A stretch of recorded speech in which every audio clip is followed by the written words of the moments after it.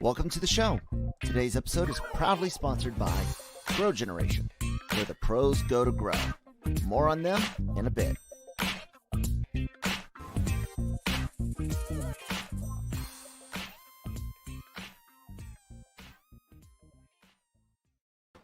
And hello everybody, welcome to LRMornings. It is Thursday. Hey, that means we are live, and I am Kyle, joined always by Manny. And today, again, Christine. Actually, I kind of have to apologize. Because of some personal stuff that happened yesterday. Yesterday's episode didn't go up on time, and it will be going up after this episode because it was an awesome conversation the three of us had. I won't go into any details on to the personal manner. What I can say though is that do right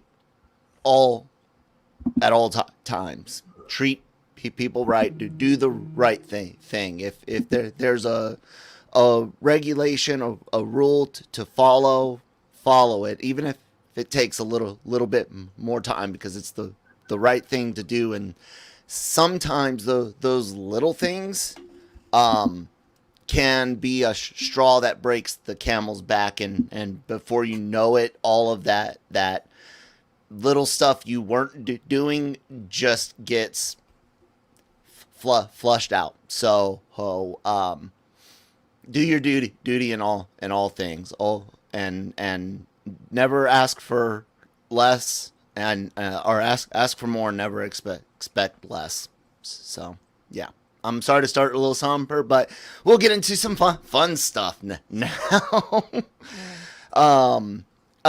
We had mentioned yesterday, which you guys will hear about later today, that we wanted to talk about something Christine has mentioned before Many times. Yeah, something that Manny and I have discussed in like roundabout ways, dealing with like specific genre of films, comic books, yada yada. But this idea of getting into out of Eurocentric and even to a degree Asian-centric mythology, and start exploring some of the other parts of the world, talking like the indigenous peoples of the Americas, the Australian continent, getting into the African continent, the Middle East itself. Yeah, I know Aladdin, you start looking at India, and Middle Eastern stuff kind of bleeds together for Westerners, but there's this rich world of myths and religions and fairy tales and folk tales that dude, we've ripped everything from Greece and Rome and some German dudes, brothers, I think they were, and some mother,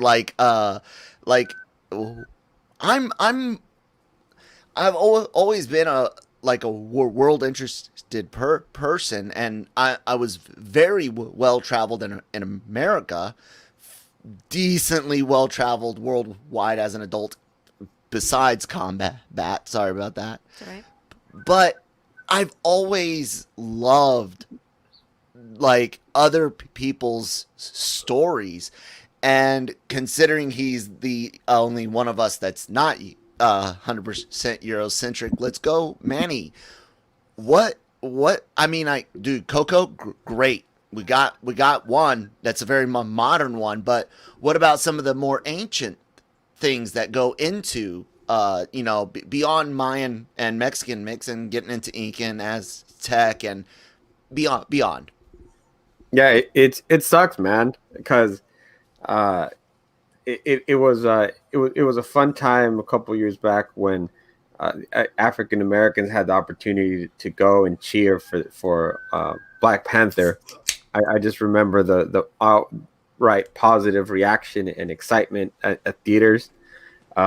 People were even dressing up in more traditional African robes from the ancestors and stuff, and it was quite the celebration because it brought forth their culture, their from the ancestors, and bringing it back into the modern day and into something in that was relevant with pop culture with Black Panther, of course. And it's just sad that Latinos make such a large part of this country and such a large part of the movie audience.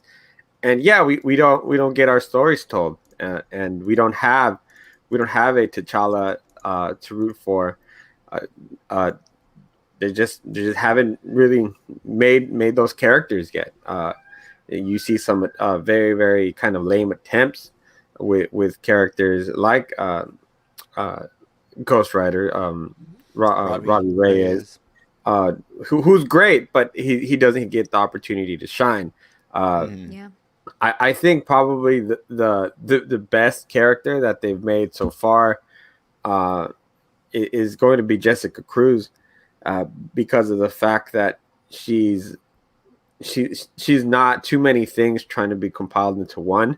She's somebody who suffers from PTSD from a traumatic event with her friends, and that's her biggest handicap in trying to be a Green Lantern. America Chavez is one that really annoyed me because of the fact that they tried so hard to mend so many different minority groups into one character, so you don't really have enough time to really let her flourish and let her personality come out, because she's busy not only being a superhero, but being a woman, being a young woman, being gay, being an alien. So there's just so much going on there. But there's so many stories and so many cultures, so many really cool weapons you can explore, and just a lot. It's funny because you guys mentioned this topic, and I have a good friend of mine, Henry Barajas, who this week through Image Comic released his first issue of a comic book called Helm Greycastle, which takes kind of a D&D lore, and he transports it not into some European feudal country, but into his version of a Mexican Aztec world, where as a reader you'll be able to travel into a world like that, learn the culture, and partnering up with some great writers. In the back of the book, there's actually sessions that you can use, so that you and your friends can play in this world and expand some more. Because it's actually really cool. It dropped yesterday, so at your local comic book shop, make sure to go look for Helm Greycastle. I'm actually have an interview with Henry dropping today about that book exactly. So this topic was very timely. This was good. Man, like we've done Hercules, we've done Thor, we've done even Dracula. I'll add him in. And the problem is that the couple of times that some of the most popular films that have been done about Mexican culture done by white guys. Mel Gibson did Apocalypto, So, and that one is a really confusing one, because you're like, hold on, the fucking Spaniards don't show up the same time the Mayans are at this point or whatever, like no bad history. Yeah. Right. And then the other thing is, there's just so much there as far as culture and technology. You to say it the least. Hell, I mean, they developed a pyramid that's able to make a serpent out of a shadow once a year. Like, how do you do that? Some of their buildings are aligned with the stars. I know that. I think it was the Incas who developed mathematical systems, and it's the Latin culture that developed the number 0. Because they didn't have that before, and then there's just so much more, but no, everybody wants to focus on the fact that some of their religious traditions were a little brutal. Okay, Yeah, I was gonna. But that's the only focus. But there's just so much more there. Yeah, I was gonna say, and something Christine, can get more into is that there's look it's funny what you just said, some of the more brutal religious aspects of not just the South American tribes. Contrary to some odd popular belief, there were Central and North American tribes that partook in human sacrifices as well. So but that's not all they did. I cannot remember if it were the Mayans or the Aztecs that had that really brutal soccer meets basketball with like the stone hoops on the sides of these walls, and they played with like a 10-pound, 15-pound rock, and that thing was thrown around, passed around, and there's ways to take all of that ancient stuff, stories, even do the classic princess thing, which Christine is definitely more of a Disney princess fan than I am, even though she's not, as hot. But there's some romance is in their history. Disneyfy that shit, right? Yeah, exactly. Yeah. And, I mean, it's not just Disney princesses. I do like historical type pieces, even if they're, not going to be 100% accurate, and you can tell that it's alternative history. Exactly, like what's going on with Bridgerton. Like, I like it, but we're always talking about Regency period. We're always talking about like Victorian, like just all of those, and it's just like I don't want to constantly get on this. Like, yeah, you did the Tudors, which was great, but there's other parts of the world. Can we get into that? There's history there. It doesn't have to be all, like, because like there's so many, like beautiful gowns and stuff that they have, and that's their culture, but that doesn't mean that another culture's, the way that they dress, the way that their culture is less than. It's just different, and I want to get into that. I want to get into that rich, history that someone else has. Because it's kind of like, yeah, these are fun and I enjoy it, but it's starting to get a little old. I can see that. I got one question, and we're not necessarily the best group to bring it up 100% for personal context, but the idea of African tales is of something I love. I mean, shit, I can't tell you how many Simon Whistler videos I've watched on history of the first peoples, the first empires, the first richest man ever, and things like that. And it's all African, and it's all this amazing history. But after Black Panther, I noticed Disney announced a couple of Afro, what is it, Afrofuturism? Is that the correct term? I believe. And if I'm wrong, please correct me, but I think it's Afrofuturism. They announced like two immediate like Afrofuturism pieces. I think one is a young adult in the novel or something, and the other's a cartoon that looks very Wakanda. I like, that's good, that's great, but does anyone get the feeling maybe Hollywood's afraid to look into old Africa out of fear of the idea of showing old Africa would be bad somehow? Like, why aren't we going to see and like we do with the old white tales? Why aren't we going to see the old African tales? Yeah. The thing with that is you're going to need a specific brand of writers and directors and producers, and they're all there. Please hire them. That's the key. Hire them. Yeah, hire the people who are passionate about making these projects, and work with them to develop them just like you would develop anything else. And then that goes with both cultures. And so just that, I think that's the main issue, is that maybe some of the younger talent, or even people not really focused on that, are going to be more about future looks and about the pop culture, the glitz and glamour of things, and the potential positive audience response, and keeping that Marvel feel, for example. And it's gonna cloud, and it's just gonna make it cloudy and make it something it's really not, but something that maybe you wish it was, which is okay in its own sense. But yeah, it still doesn't give you the where we've been. It only kind of tells a fantastical story. I can see. Yeah.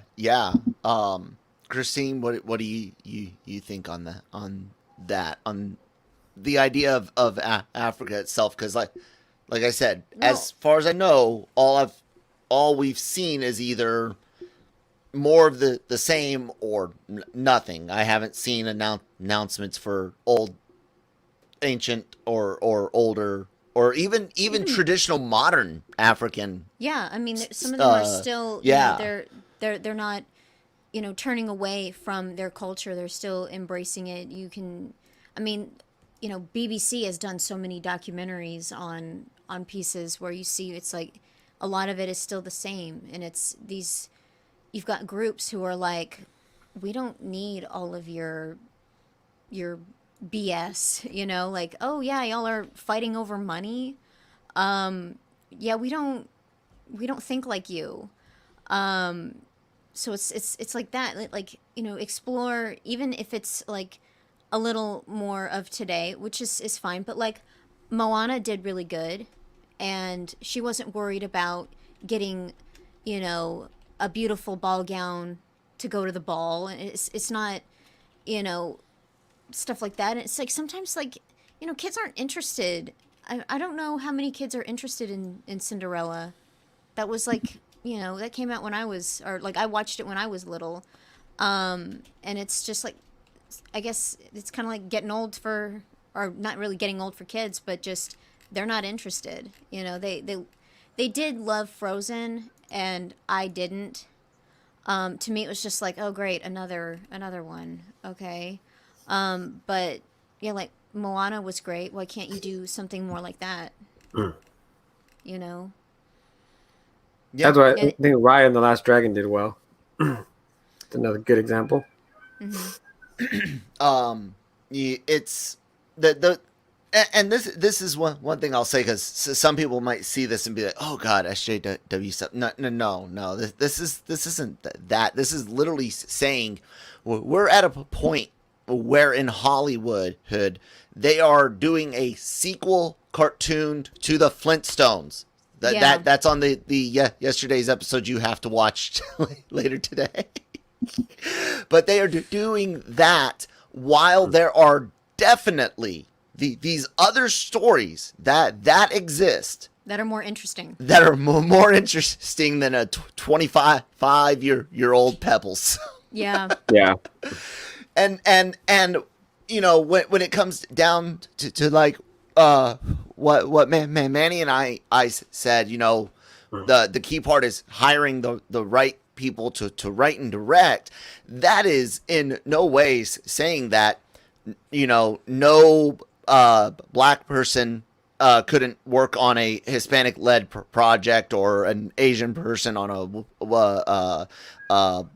black-led project, or anything like that. But the key is that you need that context and that knowledge, and that passion. Because I could have book knowledge with passion, but I don't necessarily have the context. So having all three of those to build that story is important. And I as many other properties out there, like IPs that exist, that I'm like, oh man, that would be beautiful on screen. Mm-hmm. I would still rather see something completely new, out of some African tales, out of some indigenous Aboriginal tales. I mean, dude, some of the mythology and stories around Uluru, the giant exposed rock in Australia. I can't remember the specific tribe that's a holy site, but I'm not gonna say his name and inflate his damn ego too much. But the guy with the SW name, you can watch his video on Uluru. It's awesome. Like that in and of itself lends it not even to just historical movies or fairy tales, but like we said, there's some modern aspects. But dude, take those settings and do alternative history, alternative future, alternative timeline. Like there's a lot of really cool things out there that have stories to tell, and that's what I'm. Yeah, and stop with the reboots. Yeah, I mean, is that kind of how you feel, Manny? Yeah, absolutely. Cool. One of the good things is that we are getting more diverse creators into multiple fields. We see it in comics. We see it in animation. Manny mentioned the Loud House we see on TV in like the waiting rooms and stuff. Sometimes he said they got a really cool Hispanic family spinoff series, and you're starting to. It's kind of like when I talk on the Cantina about how fans now work at Lucasfilm. Like back in the day, you had a few passionate fans inside these studios, but it was generally these like professional movie makers made all of the movies, right? It's not until you start looking at your Tim Burtons that you really get the popular indie guy, you know. So I think in the future, because the younger people in the positions to create, they're getting there now. They're in the doors. They might be just having to draw or write, copy, things that are for other things, but they've got their own stuff and their foot's in that door, and there's some trailblazers already out there setting the lights for them to follow. So I have high hopes in a few years we might see a jump in foreign to us Americans, I would say foreign mythology outside of Europe and Asia. Yeah, because they, like, when going to school, it's like you usually got taught the same thing over and over again. Yeah. And for us, it was just kind of like, great, yeah, we're talking about the Civil War again. We're talking about the Revolutionary War again. Like, there's other places in the world. Can we? Well, that's get what on world that? history was for. That my fault. You just kept They didn't standard stuff. Well, they didn't. They just had history. Yeah, and it's like they didn't really cover much.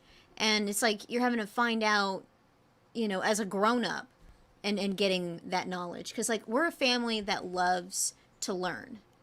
And it can be about anything. But history is one of those that we really do love. And, learning new things it's just what we do. And it's about time we get that in film and get more. Yeah.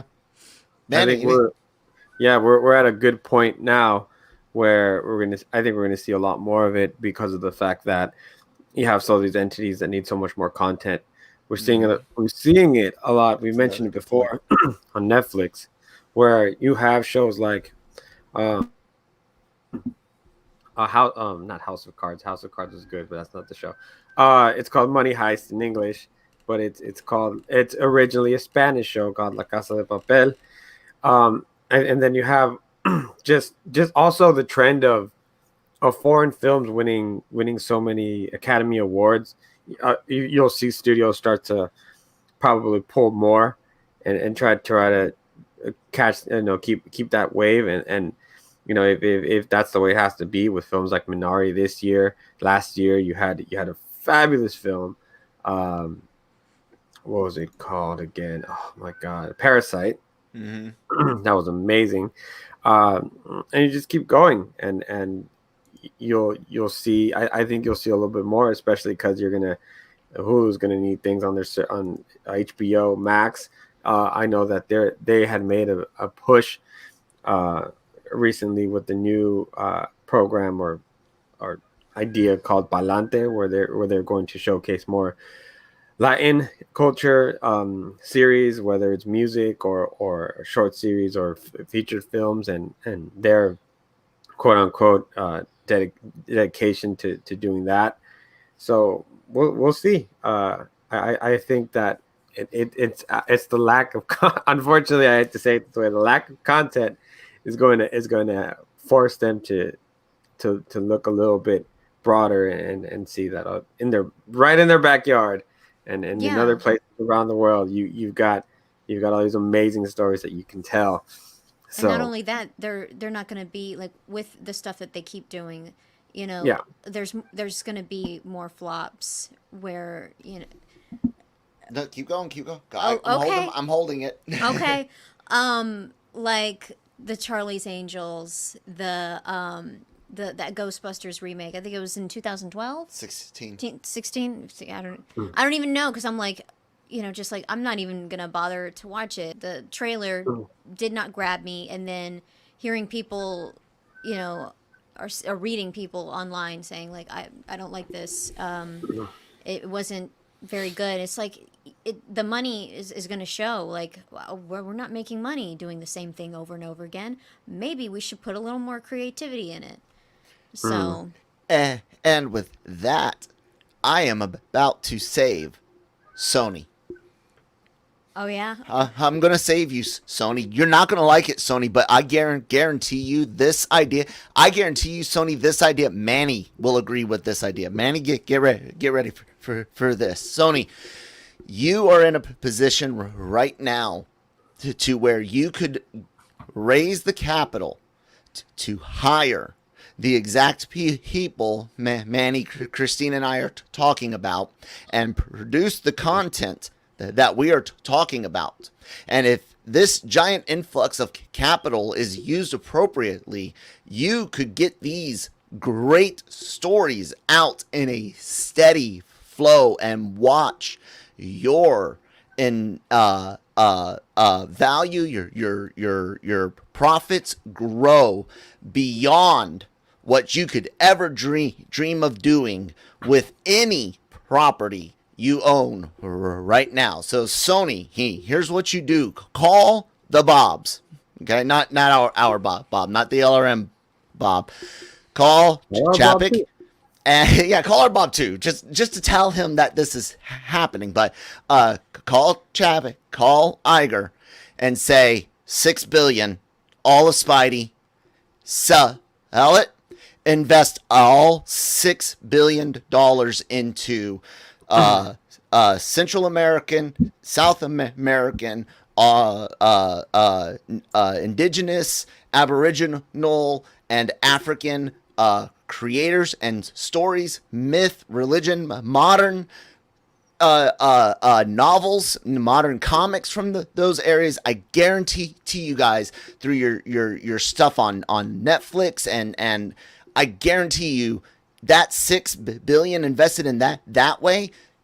Oh fuck, dude! You guys will be up there with HBO, Warner Brothers. I promise you, Manny. Do you think I'm wrong on that? Absolutely wrong. Bullshit. Yep. Do not, Sony. Don't listen to him. Don't sell SpiderMan. That's a cash cow. Don't do it.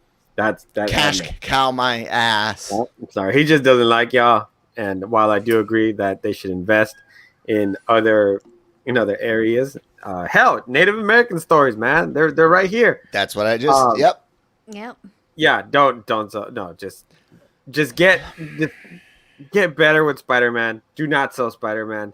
They wouldn't sell Spider-Man because that's your golden cow right now, and don't do it. He just wants it back at Marvel Studios. Eventually, all of that's gonna money. stop. They need money, and yes, they will continue to make money with a deal with Marvel. However, we all know that they will make a hell of a lot less money if the relationship with Marvel does break away, or what they do people don't like, if they influence it too much. Like, you can watch Spider-Man go down the hole. I'm saying right now, they've failed at Ghostbusters reboot. They failed at their Valiant Comet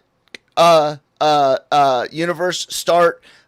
They've repeatedly messed up with Spider-Man.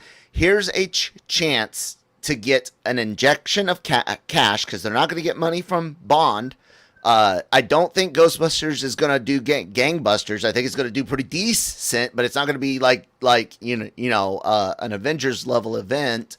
And yes, Spider-Man, but you guys get even less money from Spider-Man Far From No Way Home than you did from Far From Home, because the deal to share for profits, Disney actually gets more this time around. So in every business sense that I can think of, and yes, I am biased, but legitimately, if they had another valuable asset, I would seriously look at selling that to invest in new, fresh IPs from these new areas that we can clearly see there's a market for, a desire for, and not even if it's a massive one here in the United States. We know that our streaming services have reach.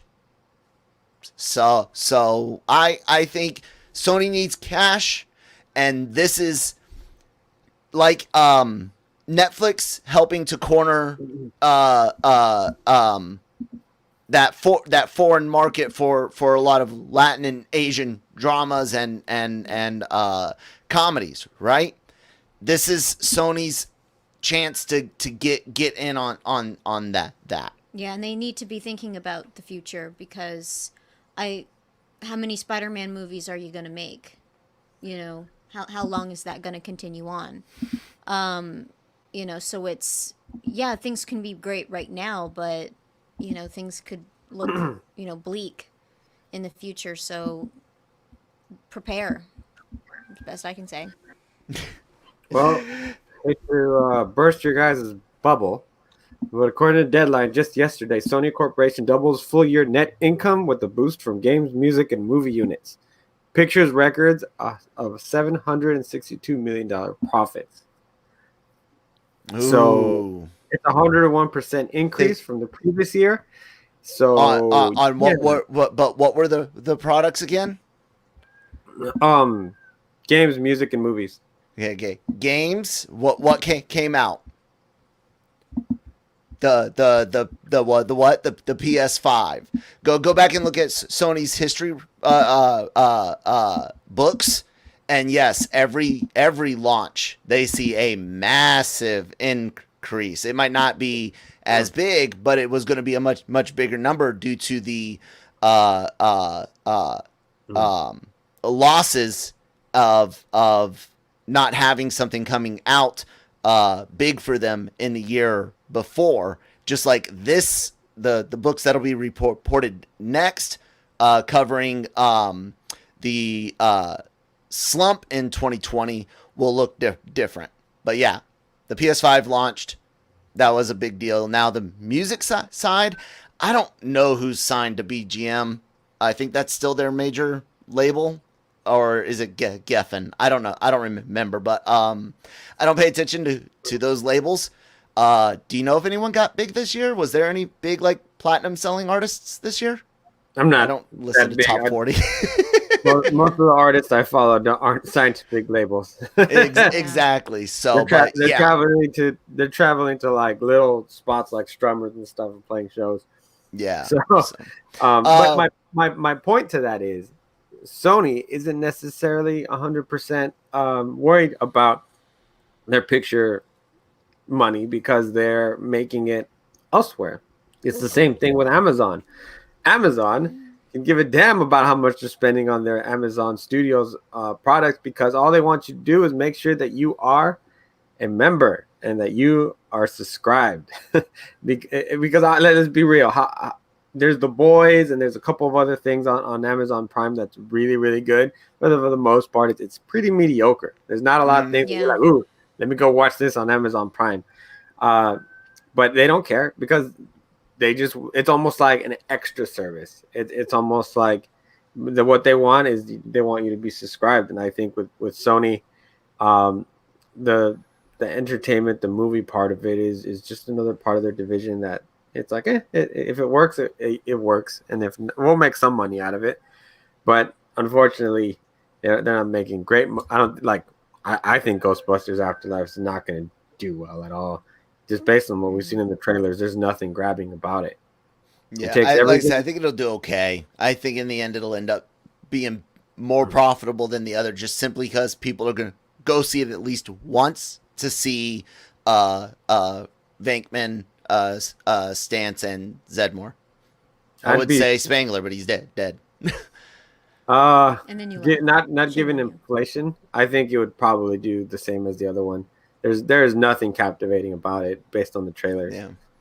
It's not. Yeah. It like at least the other one looked like Ghostbusters with the female cast. This one, I can't really tell what it is.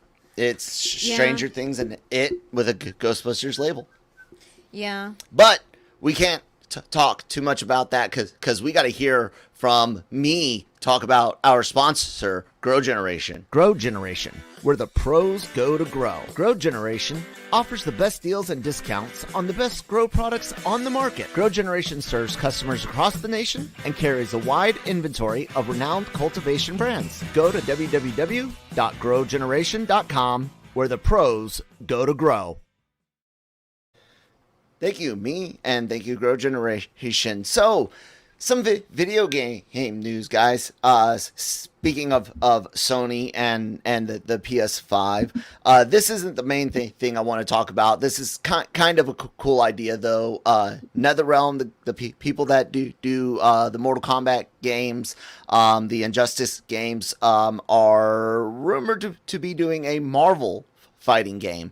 Marvel's had the Marvel versus Capcom games, which are like Street Fighter. You've seen me play them before. Yeah. Are you trash at it, Kyle? I am a button masher at Marvel versus Capcom. But you know what? Let me see how to word this. If I had a moment, allegedly, if I had some time in Afghanistan where I was working with people that have special privileges, I may have had the opportunity to play a lot of Marvel versus Capcom 2 while in Afghanistan. Again, allegedly, if I had been at this place with those people, because while allegedly my superiors thought I was doing 9 hours of electrical work a day, in reality it was again allegedly, if I had done this, it was change out a light bulb or two and then hang out in the A-lock and play games. So.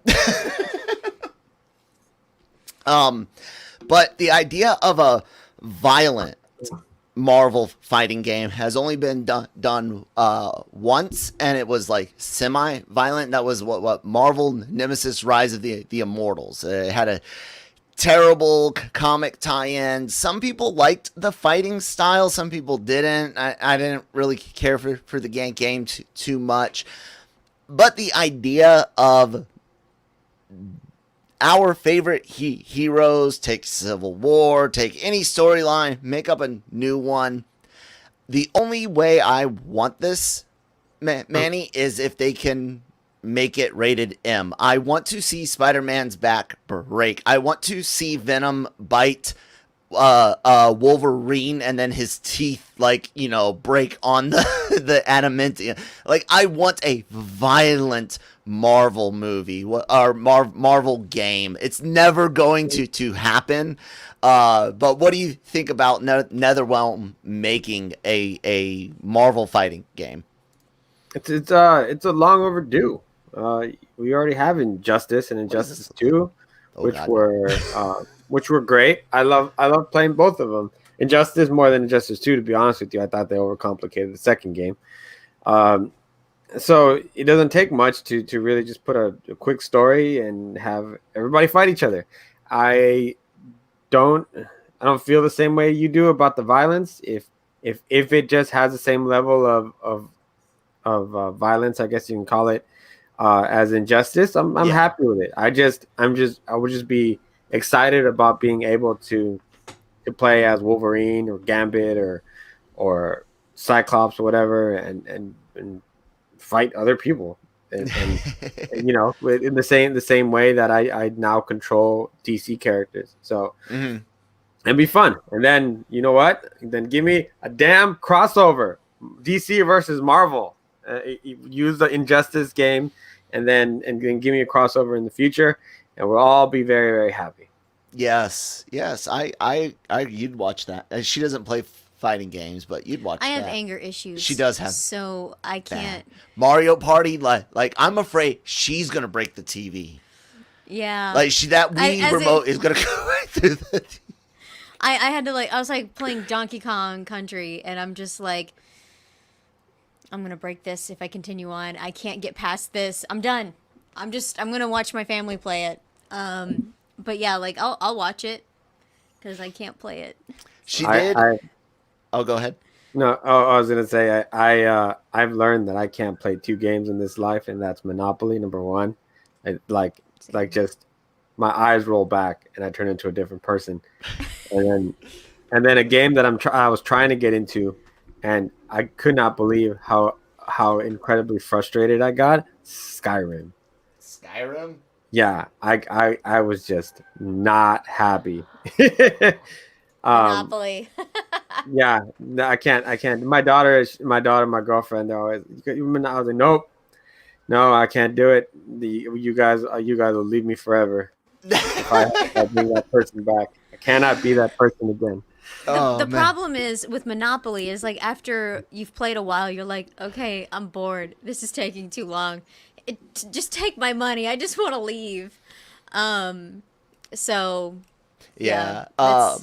Some of the other things that have been in video game news recently, you and I discussed on Tuesday, Manny, the C-bomb thing and the PS3 game, or remaining online. There was a YouTuber, and I sorry, I forgot his name now. I would tell you that I'll put a link in the description, but I'll probably forget, so I'm sorry.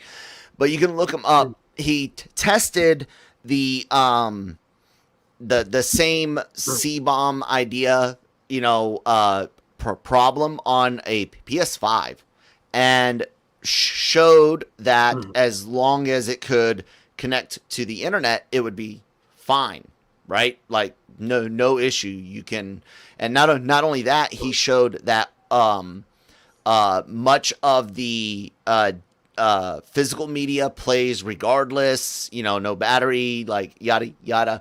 So he thinks that there's a potential firmware update that could be released that could see the PS4, 3, Vita completely relieved of that issue, to where you'll always be able to touch the online authentication for date and time, and your library will work. What does that mean? That means likely in the future, very near future, again, we might see those PlayStation 3 and Vita stores shut down because now your digital system will be protected. If your battery dies, you'll be able to replace it. It'll be able to touch the internet just to get that stamp of authentication and carry on. So it's like you get a potential positive and then a potentially a negative. And again, that's nothing official. That's one guy's opinion. But I can kind of see that, you know. It's expensive to keep servers up. It's expensive to keep not just for the bandwidth costs, but you know, cooling costs and energy costs and all of that. People wonder why their old favorite games die down. It's the companies, EA, Blizzard, they have to shut down servers all the time. Just not enough people playing on them to keep them open. The cool thing is, you can definitely go online right now and learn how to set up your own server. And you can host, Starseeds Tribes. You want to host some Quake Arena, some Doom deathmatch or free-for-all. All of that you can do.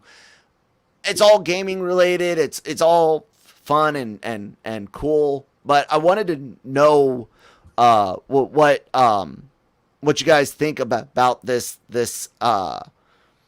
issue now. Manny and I briefly touched on it, though. We're getting to a point, Christine, we are not going to own anything. No media. We will not own a single song that we've bought. We won't own a single game. We won't own a single movie because it's all digital. Is that a problem? I think it is, especially, and I'd have to pull up the article that there was something going on with Apple about a user who had spent like $24,000. Oh yeah, on his stuff. It's and gone. He violated something, and they took away his Apple ID. And it's like that's having too much power over something. And it's like you purchased it, you should be able to use it digitally still, but like I don't know what exactly happened with it. I'd have to reread the article. But yeah, it's just like that's something that's kind of scary, to where, you know, yeah, you spend, you know, a lot of money on a game, and then, you know, eventually, like, just you like don't that, get to, it's yeah, gone. you don't get to keep it. Although I will say with like with old games, like I just saw my thing, The Sims. I was one of those that played The Sims, and then The Sims 2.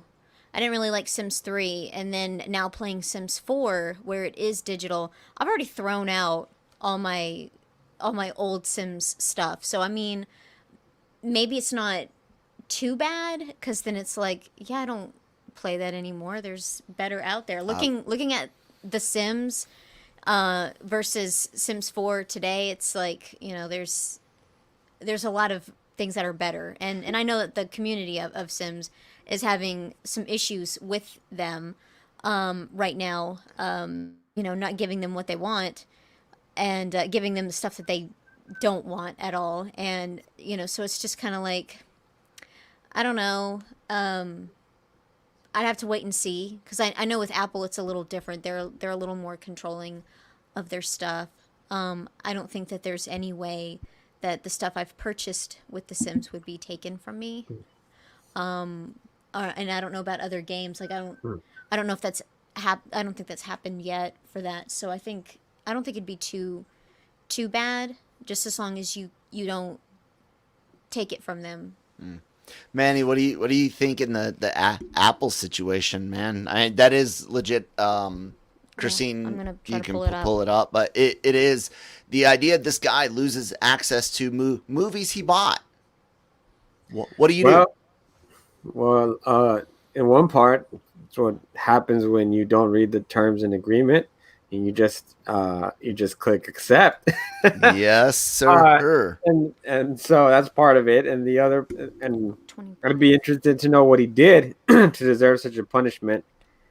And on the other side, yeah, it is messed up, because I do feel that once you buy something, you own it. But what was in those terms and conditions that Yeah. And that some of those terms and may- conditions, yeah, like no one reads them, even though they should. Yeah. But some of them can be like, this is ridiculous. But yeah, it's a lawsuit that Apple is facing right now. There's a lot of different people who are covering it. I'm opening up other tabs.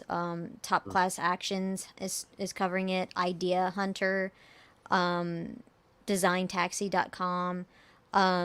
Man suing Apple for terminating Apple ID with $24,000 worth of content. So yeah, it's just Allegedly, it looks like on one of the tags, allegedly for no reason he was terminated. I don't buy that. Yeah.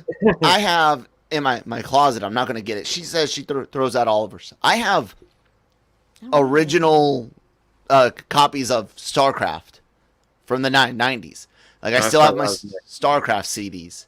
That was my shit, bro. Fucking yes, digital, Loved digital, fucking Absolutely, love it. man. It's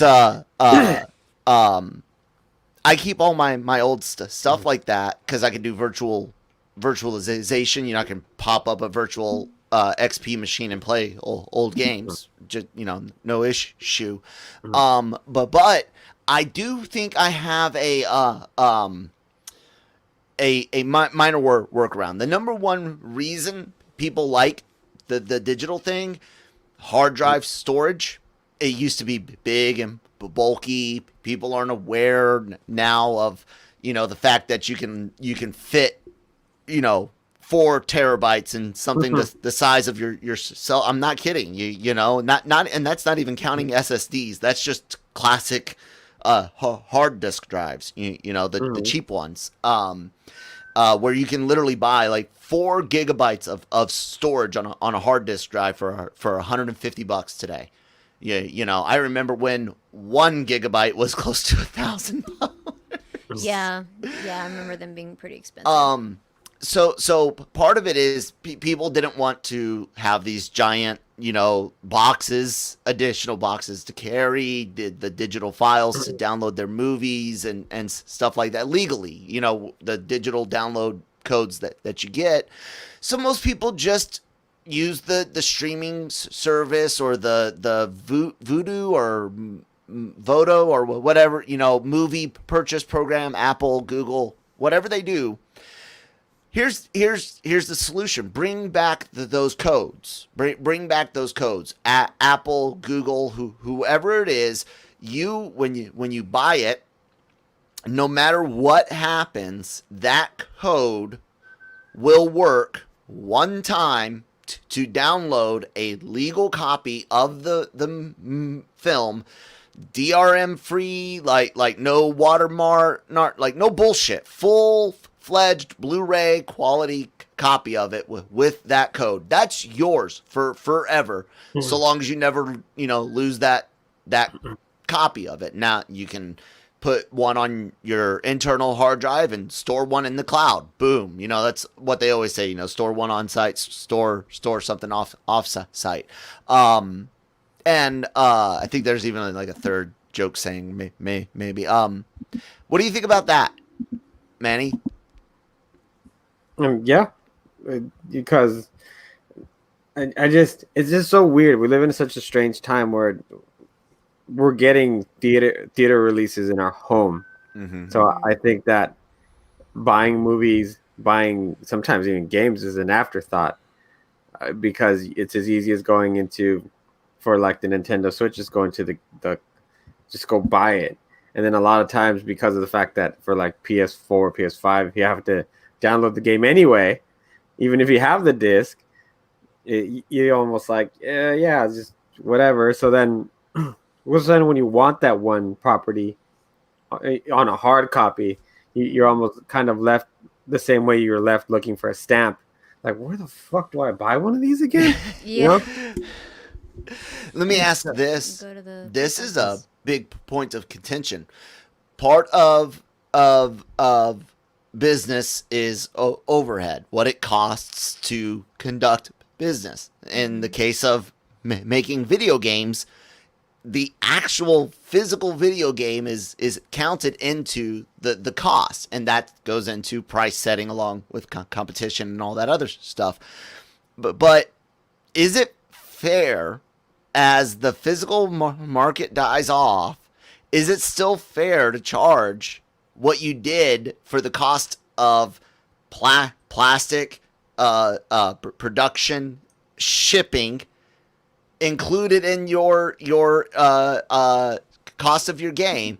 Shouldn't they be taking some of that? Shouldn't digital games be $10 to $12 less? Here's the thing, though. They won't be. Overhead going up, though. Yeah. I mean, you're demanding a higher quality game. You're demanding higher quality graphics that take a lot more time, a lot more processing speeds, and these people, obviously, their wages are going up because it requires higher skilled people. Not only that, but wages are just going up naturally, just based on inflation. So I think also it's a thing where we're trying not to charge you $100 for this game. This is a way we're probably going to be able to do it.